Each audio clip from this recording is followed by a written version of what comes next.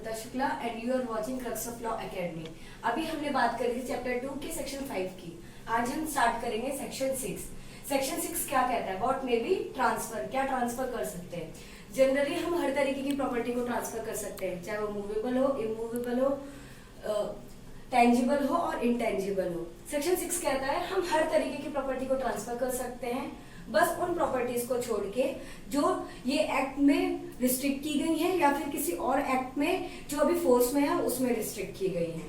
ठीक है, अब सेक्शन 6 किस पे बेस्ड है? सेक्शन 6 इस मैक्सिम पे बेस्ड है, एलिनेशन रिया प्रिफर्चर जूरी एक्विसेंडिंग। Law favours alienation to accumulation, जिसका मतलब है law favours alienation to accumulation.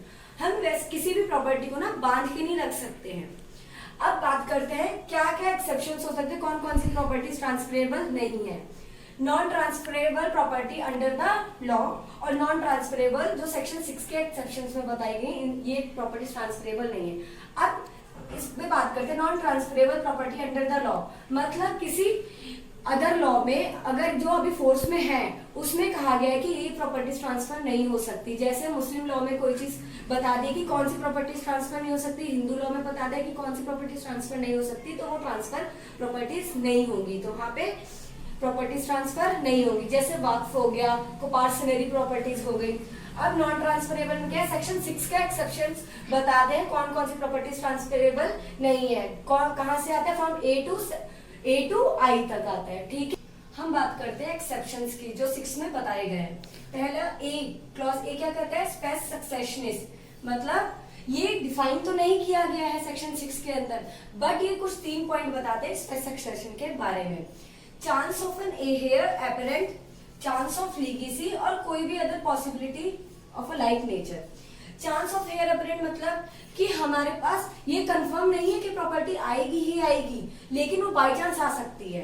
Confirm नहीं है यहाँ पे कि हमारे पास प्रॉपर्टी आनी ही आनी है, बट हम ये सोच रहे हैं कि वो प्रॉपर्टी हमारे पास आ सकती है, तो हम उस बेसिस पे प्रॉपर्टी को ट्रांसफर करें, उस प्रॉपर्टी को लेके पहले से सौदा कर ले, तो वहां पे वो प्रॉपर्टी ट्रांसफरेबल नहीं होगी।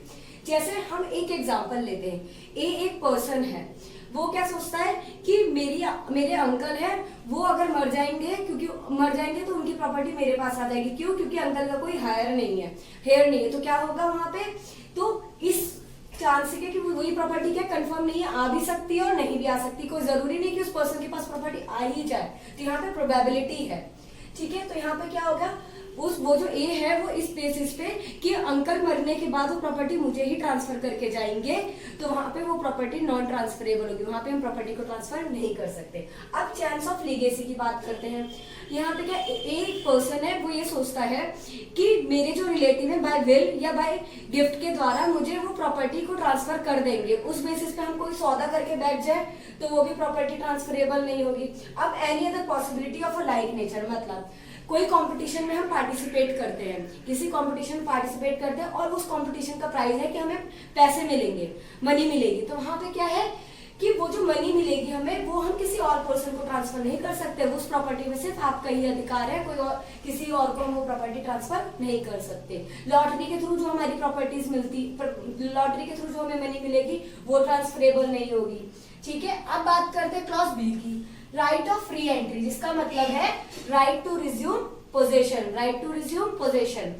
अब क्या है ये, यहाँ पे क्या करते हैं? प्रॉपर्टी में कोई इंटरेस्ट, प्रॉपर्टी जो है हम कुछ टाइम सर्टेन पीरियड के लिए उस प्रॉपर्टी में जो हमारा पोजेशन है वो हम सेकंड पर्सन को दे देते हैं, और उसके बाद जब वो सर्टेन पीरियड कंप्लीट हो जाता है तो जो पर्सन है जिसने प्रॉपर्टी दी थी वो वापस उस प्रॉपर्टी को लेके उसमें वापस उसका पोजीशन आ जाएगा दोबारा से। तो यहाँ पे हो जाएगा राइट टू रिज्यूम पोजीशन, वहां पे वो पर्सन दोबारा से उस प्रॉपर्टी पे जाने का अधिकार रखता है। वो अपना ये जो राइट है उसको किसी और को ट्रांसफर नहीं कर सकता कि मैं ना जाके किसी और को ट्रांसफर कर देता हूँ।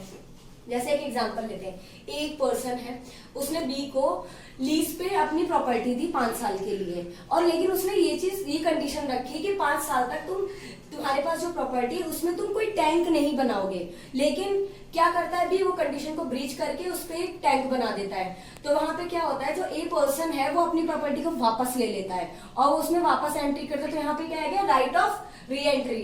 लेकिन यहाँ पे अगर ए पर्सन सी को वो प्रॉपर्टी ट्रांसफर कर देता, खुद ना जाके वो प्रॉपर्टी का जो पोजेशन है वो सी को दे देता, राइट ऑफ री एंट्री किसी थर्ड पर्सन को दे देता, तो वहां पे वो जो ट्रांसफर होगा वो क्या होगा, इनवैलिड ट्रांसफर होगा। क्या होगा, इनवैलिड ट्रांसफर होगा। अब हम बात करते हैं क्लॉज सी की। क्लॉज सी क्या बताता है, राइट ऑफ ईसमेंट। ईसमेंट का मतलब होता है सुखाचार। हम कोई भी प्रॉपर्टी खरीदते हैं तो उस प्रॉपर्टी को खरीदते वक्त हमें कुछ राइट्स मिलते हैं, हम उन राइट्स को भी ट्रांसफर नहीं कर सकते। ए ने एक प्रॉपर्टी खरीदी, उस प्रॉपर्टी में एक बहुत बड़ा पेड़ है आम का। अब वो प्रॉपर्टी में जो आम का पेड़ है वो किसी और को तो ट्रांसफर नहीं कर सकता ना उस चीज को, उसमें जो इंटरेस्ट है किसी और को ट्रांसफर नहीं कर सकते। बट वहां पे वो उस इंटरेस्ट को तब ट्रांसफर कर सकता है जब वो पूरी की पूरी प्रॉपर्टी किसी को ट्रांसफर की जाए। अगर प्रॉपर्टी पूरी ट्रांसफर होगी तो उस पेड़ का भी इंटरेस्ट उस पेड़ को भी ट्रांसफर कर दिया जाएगा। ठीक है, अब बात करते हैं रिस्ट्रिक्टेड इंटरेस्ट। हमने कोई प्रॉपर्टी ली है, उस हमारे पास कोई प्रॉपर्टी है, हम उसमें जो कुछ इंटरेस्ट है किसी पर्सन को ट्रांसफर करते हैं, वो इंटरेस्ट को कुछ क्यों उसके पर्सनल इंजॉयमेंट के लिए वो ट्रांसफर करते हैं। तो वो जो पर्सन को जिसको हमने प्रॉपर्टी ट्रांसफर करी है, प्रॉपर्टी हमने जिसके में प्रॉपर्टी में जो इंटरेस्ट हमने दिया है पर्सनल इंजॉयमेंट के लिए, वो किसी और को नहीं ट्रांसफर कर सकता है। जैसे हम एक एग्जांपल लेते हैं, मुताबली का एग्जांपल ले लेते हैं, वक्फ का। अब वक्फ में जो मुताबली का इंटरेस्ट है वो किसी और को ट्रांसफर नहीं कर सकता, क्योंकि वहां पे जो इंटरेस्ट है वो रिस्ट्रिक्टेड इंटरेस्ट है। एक एग्जांपल, एक पर्सन है जिसने बी को हाउस रेंट पे दिया। अब बी ना अब उस हाउस को किसी और को रेंट पे नहीं दे सकता, क्योंकि वहां पे क्या हो जाएगा, बी का जो इंजॉयमेंट का राइट है वो रिस्ट्रिक्टेड इंजॉयमेंट का राइट है, वो किसी और को नहीं कर सकता कि भाई मैं किसी और को प्रॉपर्टी का राइट दे देता हूँ ट्रांसफर। तो यहाँ पे क्या हो गया, राइट रिस्ट्रिक्टेड हो गया। कोई महंत है मठ में, बट अब वो मठ का जो राइट है, जो उसको इंटरेस्ट मिला है ना, पर्सनल इंजॉयमेंट का जो राइट का इंटरेस्ट मिला है ना, वो वहाँ पे उसको भी ट्रांसफर नहीं कर सकता है। यहाँ पे क्या है, प्रियम्पशन के भी राइट को भी हम ट्रांसफर नहीं कर सकते हैं। अब बात करते हैं क्लॉज डी के सब। क्लॉज डी मतलब ये सेक्शन ये 1929 के बाद अमेंड हुआ था। राइट ऑफ मेंटेनेंस आता है क्लॉज डी में। इसमें क्या कहा गया है कि हमारा जो राइट है मेंटेनेंस का, हम उसको भी ट्रांसफर नहीं कर सकते। बट कोई भी राइट टू फ्यूचर मेंटेनेंस है जो अभी ड्यू नहीं हुआ है उसको हम ट्रांसफर नहीं करेंगे। बट ऐसा कोई राइट टू फ्यूचर मेंटेनेंस है जो ड्यू हो चुका है तो उसको हम लेकिन ट्रांसफर कर सकते हैं। एक्शनेबल क्लेम और अरियर्स ऑफ रेंट ये भी हम ट्रांसफर कर सकते हैं। राइट टू सू की बात करते हैं, राइट टू सू की बात करते हैं। हमारा जो राइट टू सू है उसको हम ट्रांसफरेबल नहीं माने, उसको हम ट्रांसफर नहीं कर सकते। कि हमारा राइट बनता है कि हम कोर्ट में केस डालें, किसी और का राइट नहीं बनेगा अगर हमें डैमेज हुआ है। तो एक पर्सन है, उसने बी के साथ कॉन्ट्रैक्ट किया, बी ने क्या करा, उस कॉन्ट्रैक्ट को ब्रीच कर दिया। अब ब्रीच कर दिया तो ए क्या लेगा, बी से डैमेज लेगा। डैमेज लेगा तो ये नहीं कह सकता कि तुम जो डैमेज मिलेगा तुम सी को दे दो। अब एक और एग्जांपल ले लेते हैं, ए और बी दो पर्सन है। ए के खिलाफ बी ने सारे में ये बात फैला दी कि ए चोर है। क्या है, ए चोर है। तो यहाँ पे क्या कौन सा केस बन गया, डिफेमेशन का केस बन गया। अब ए बी के खिलाफ केस डाल सकता है कोर्ट में, लेकिन ए ही डाल सकता है, वो सी को नहीं बोल सकता कि तुम मेरे बिहाफ पे केस डाल दो। ठीक है, तो यहाँ पे क्या है, राइट टू सी हम किसी को भी ट्रांसफर नहीं कर सकते। ठीक है, अब हम बात करते हैं क्लॉज एफ की। उसमें क्या था, पब्लिक ऑफिस। जो भी पब्लिक ऑफिसेज हैं उसको हम ट्रांसफर नहीं कर सकते, वो नॉन ट्रांसफरेबल होंगे। कोई भी सैलरी होगी वो भी ट्रांसफरेबल नहीं होगी। बट अगर कोई पब्लिक प्रॉपर्टी है वो कोई भी अगर प्राइवेट प्रॉपर्टी है बट वो क्या यूज हो रही है, पब्लिक ऑफिसेज के लिए यूज हो रही है, पब्लिक डॉक्यूमेंट के लिए, पब्लिक के किसी काम के लिए यूज हो रही है, तो वो क्या मानी जाएगी, वो ट्रांसफरेबल होगी। अब बात करते हैं पेंशन्स की। पेंशन्स कोई भी गवर्नमेंट एम्प्लॉय है उसकी जो पेंशन्स आती हैं। अब बात करते हैं क्लॉज जी की, पेंशन्स की। गवर्नमेंट एम्प्लॉयज हैं वो अपनी पेंशन्स किसी को ट्रांसफर नहीं कर सकते, चाहे वो मिलिट्री ऑफिसर्स हो, चाहे नेवी में हो, चाहे किसी भी गवर्नमेंट अथॉरिटी के द्वारा कोई भी एम्प्लॉय है वो क्या कर सकते हो, अपनी पेंशन्स को किसी को भी नहीं दे, चाहे वो पॉलिटिकल पेंशनर्स ही हो। ठीक है, अब लेकिन यहाँ पे प्राइवेट की बात नहीं कही, प्राइवेट एम्प्लॉयज की बात नहीं कही है। प्राइवेट एम्प्लॉयज अपनी प्रॉपर्टी को अपनी पेंशन्स को ट्रांसफर कर सकते हैं। अब एच क्लॉज लेते हैं, transfer oppose to nature of interest. इसमें 3 पॉइंट बताए गए हैं। Interest related to nature, nature से रिलेटेड कोई भी हमारा इंटरेस्ट है उसको ट्रांसफर नहीं कर, जैसे राइट टू एयर, वो हम क्या कर सकते हैं, किसी को भी ट्रांसफर नहीं कर सकते। अब सेकंड बात करते हैं transfer of unlawful object and consideration.